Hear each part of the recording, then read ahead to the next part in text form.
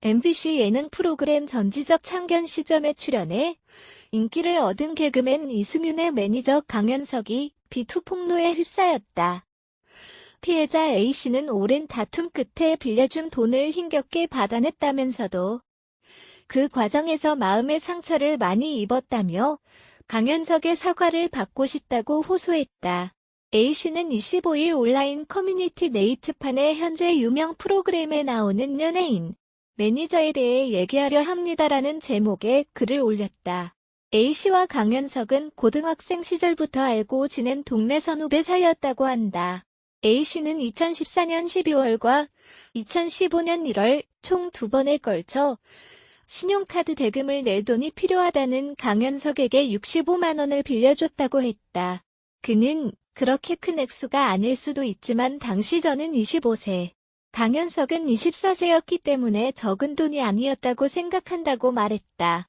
A씨는 두 번째로 빌려줬을 때 3월 전에만 갚아달라고 얘기했고 본인도 알겠다고 했다.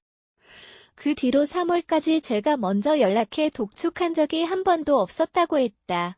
이어 그런데 데이트하는 사진들이 올라오더라. 저한테 돈을 빌려가면서 데이트 비용으로 쓴 카드 대금 막는 거라고 했는데 놀러 다니는 사진이 올라와서 이러다 또 빌려달라는 거 아니야 라는 생각도 했었다고 덧붙였다. 강현석은 돈을 갚기로 약속한 날까지 아무런 연락도 하지 않았다고 한다. 갚기로 한 당일에도 A씨가 먼저 연락해 채무 변제를 요구했다.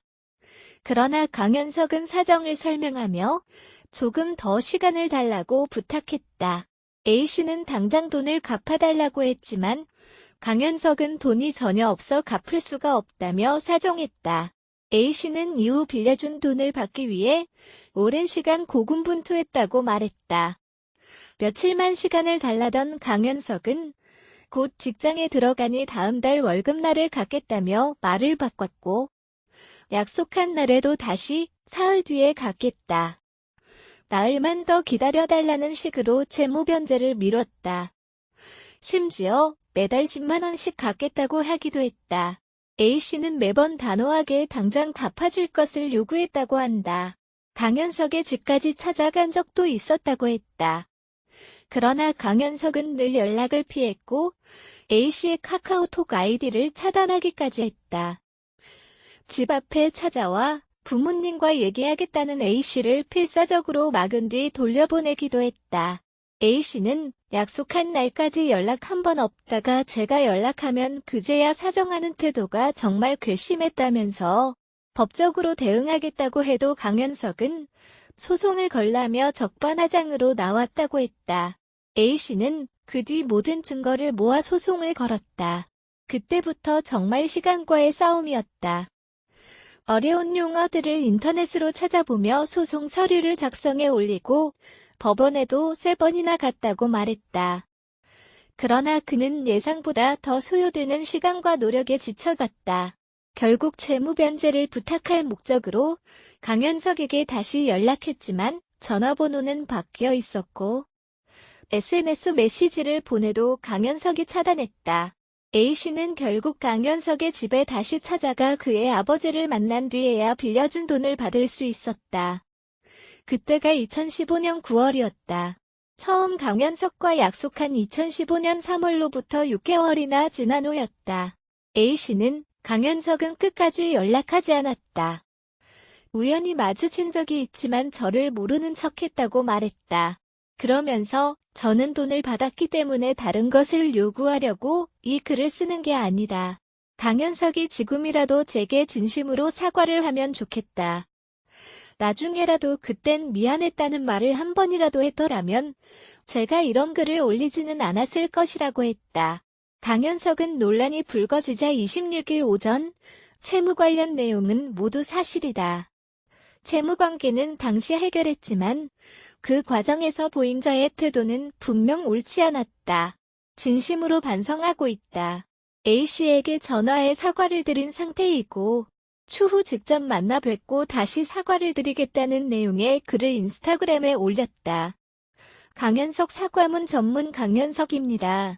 먼저 많은 분들에게 좋지 않은 모습을 보여드린 점 진심으로 죄송합니다. 2019년 5월 25일에 커뮤니티에 올라온 채무관계 관련 내용은 사실입니다. 글의 내용과 같이 채무관계는 당시 해결하였지만 그 과정에서 보인 저의 태도는 분명 옳지 않았고 채무관계가 해결된 이후에도 진심으로 당사자분에게 사과를 드리지 않았습니다. 해당 글을 수십 번 이상 읽어보며 당시 당사자분께서 얼마나 많은 상처와 피해를 받으셨을지 다시 한번 깨닫고 진심으로 죄송한 마음으로 반성하고 있습니다. 어려서 짧은 생각으로 한 행동이라고 하기에는 당사자분에게 너무나도 많은 피해를 드렸습니다. 어떠한 이유로도 제가 했던 행동들에 대하여 변명할 수 없음을 알고 있습니다. 현재 당사자분과 통화를 한 상태이고 늦은 시간에 직접 만나 뵙기 어려운 부분이 있어 먼저 부족하지만 유선상으로 사과를 드렸고 추후 당사자분과 직접 만나 뵙고 다시 한번 진심 어린 사과를 드릴 예정입니다. 이번 일로 인하여 상처를 받았을 당사자분과 많은 분들에게 실망스러운 모습을 보여드린 점 다시 한번 깊이 반성하고 죄송하다는 말씀 드리고 싶습니다. 진심으로 죄송합니다. 개그맨 이승윤은 매니저 강현석과 전지적 창견 시점에 출연 중인데 매니저 강현석과는 1년째 함께 일을 하는 중이라고 한다. 이승윤은 1977년생으로 올해 43살로 매니저 강현석과는 15살 차이가 나지만 형, 동생 사이로 가깝게 지내고 있다. 이승윤은 KBS 21기 공채 개그맨 출신으로 2006년 데뷔를 했다. 2015년까지 개그 콘서트에 출연하였는데 현재는 2012년부터 진행해온 나는 자연인이다에 고정 출연하고 있다. 개그 콘서트에서 헬스보이로 동료들의 다이어트를 돕기도 했었다. 나는 자연인이다에 7년째 출연하면서 도시나 스튜디오 촬영보다는 자연에서의 촬영이 익숙하다는 이승윤은 최근 매니저 강현석과 함께 도시 방송의 기회를 넓혀가고 있다. 이승윤 매니저 강현석은 12일 방송된 전지적 창견 시점에서 이승윤의 새 프로필 사진을 찍고 방송 섭외를 위해 방송국을 돌며 열심히 이승윤을 알리는 모습을 보여주었다.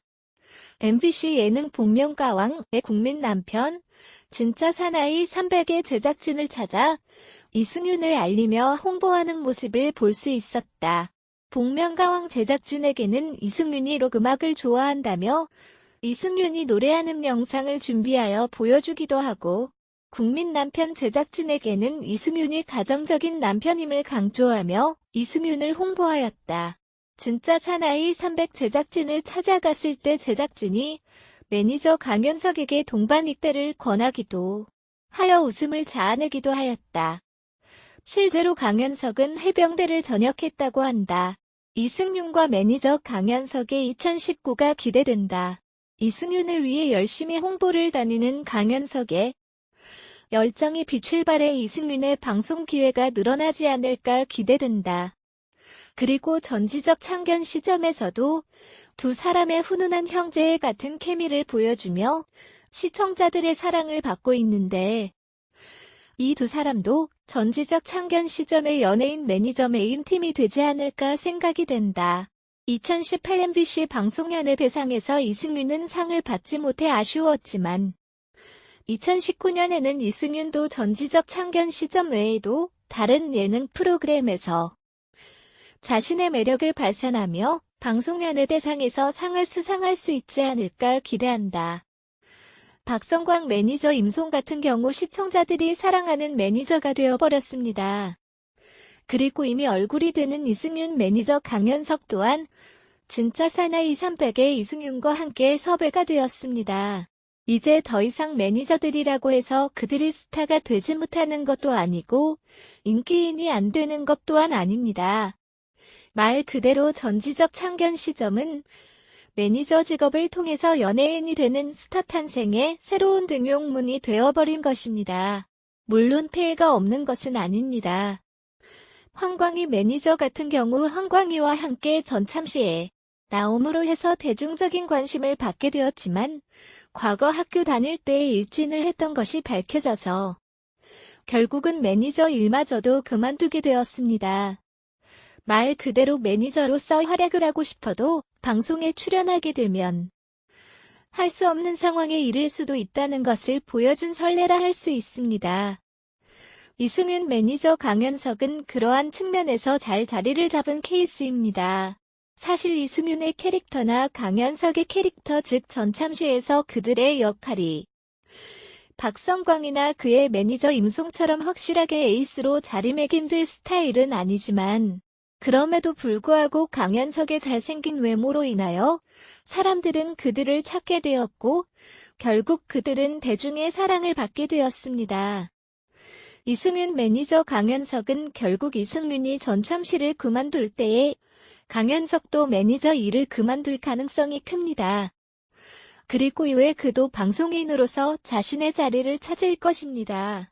그도 자신의 매니저를 두고 새롭게 전참시에 출연하게 될지도 모릅니다. 그리고 대중 앞에서 이야기할 것입니다. 자신이 이렇게까지 성공하게 된 것은 전참시와 시청자들 덕분이라고 말입니다. 전참시가 계속 인기를 끌게 된다면 이후에는 스타가 되고 싶은 사람들은 매니저 일을 먼저 시도할 수도 있다고 봅니다. 그렇게 해서 자신의 존재감을 보여주고 그 다음에 아이돌을 하든지 아니면 방송인으로서 저변을 넓혀가든지 할 수도 있다고 봅니다. 그렇게 전참시는 새롭게 방송인이 될 수 있는 길을 보여주고 있는 것이라 할 수 있습니다. 라디오쇼 이승윤 한 달 수입 공개. 일주일에 한 번 한우. 이승윤과 윤택이 라디오쇼에서 자신의 한 달 수입을 밝혀 눈길을 끈다고 합니다. 15일 오후 방송된 KBS 쿨 FM 박명수의 라디오쇼에서는 개그맨 윤택, 이승윤이 출연했습니다. 이날 박명수가 한 달 수입을 묻자 이승윤은 출연료를 격주해 받는다. 전에는 매니저와 수입산 소고기를 먹었다면 요즘에는 일주일에 한 번 정도 한우 먹을 수 있다고 말해 눈길을 끌었습니다. 이에 윤택은 마음을 조금 내려놨다. 경제적인 것보다 마음의 변화로 많이 내려놓고 살고 있다. 이번 달 일이 좀 줄어도 행복한 느낌으로 산다고 덧붙였습니다. 23일 방송된 MBC 전지적 참견 시점 46회에서는 이승윤과 아들 연준이가 육아잡지 표지 촬영을 위해 스튜디오를 찾았다. 스튜디오에 도착한 두 사람은 예쁘게 단장하며 촬영 준비를 했다. 이 가운데 매니저가 능숙하게 연준이를 돌봤고 이승윤은 현석이가 참 잘 놀아준다며 흐뭇한 미소를 지었다. 매니저는 연준이가 평소 낯을 많이 가린다며 촬영장에 적응할 수 있을지 걱정했지만 정작 연준이는 카메라 앞에서 자연스럽게 포즈를 취하며 스태프들의 감탄을 자아내며 성공적으로 촬영을 마쳤습니다. 이후 스케줄이 남아있는 이승윤은 아들을 매니저에게 맡긴 후 떠났다. 연준이와 매니저는 집으로 돌아가기 전 아이스크림을 나눠 먹으며 단란한 시간을 보냈다. 이때 매니저는 연준이에게 아빠가 좋아, 현석 삼촌이 좋아? 라고 물었고 연준이는 망설임 없이 아빠라고 답했습니다. 매니저는 연준이는 아빠를 좋아한다. 또한 아빠를 큰 사람이라고 생각하는 것 같다. 실제로 제 키가 더 큰데도 아빠가 더 크다고 대답한다. 이승윤에 대한 연준이의 마음을 공개해 이승윤은 물론 시청자들까지 뭉클하게 했습니다. 마지막으로 매니저는 연준이에게 많은 사람들 앞에서 처음 해보는 촬영하느라 고생했고 너무 잘해줘서 역시 너무 멋있는 친구라고 생각했다. 앞으로도 삼촌이랑 아빠랑 많은 추억 쌓았으면 좋겠다. 나중에 고기 사줄게라고 애정을 표현했습니다. 24일 시청률 조사 회사 닐슨 코리아에 따르면 전날 방송된 전지적 참견 시점 46회 수도권 가구 기준 1부가 8%, 2부가 9.7%를 기록했다. 또 광고주들의 주요 지표이자 채널 경쟁력을 가늠하는 핵심 지표인 2049 시청률 수도권 기준 은 1부가 3.7%, 2부가 5%를 기록했습니다.